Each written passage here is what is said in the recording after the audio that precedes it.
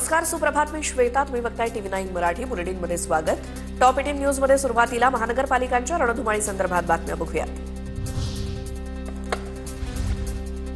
पालिका निवडणुकीसाठी ठाकरेंची सेना आणि मनसेच्या युतीची आज घोषणा होण्याची शक्यता. जागा वाटपासंदर्भात मातोश्री आणि शिवतीर्थवरती बैठकांच्या फेरी. जागा वाटप पूर्ण होईपर्यंत युतीची अधिकृत घोषणा करण्याची घाई नको, राज ठाकरेंची भूमिका असल्याची सूत्रांची माहिती. ठाकरेंची सेना आणि मनसे जागा वाटपाचा पेच अजूनही कायम. शिवडीमधील जागा वाटपाचा तिढा राज ठाकरे सोडवणार. शिवडीमधील मनसेचे नाराज कार्यकर्ते आणि पदाधिकारी काल शिवतीर्थवरती गेले होते.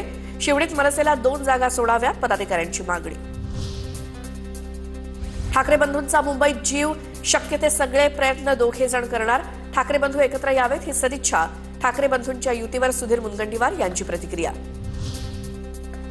नागपुरात आम्हाला महायुती म्हणून लढायचंय, त्यामुळे चर्चेतनं मार्ग निघेल. गुणवत्तेवर जागा वाटप व्हावं.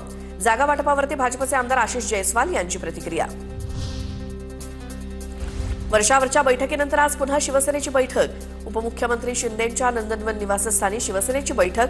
काल फडणवीसांच्या निवासस्थानी जागा वाटपासंदर्भात बैठक पार पडली. रात्री उशिरापर्यंत वर्षावर जागा वाटपावर खलबतं सुरू होती. 3 तास बैठक चालली.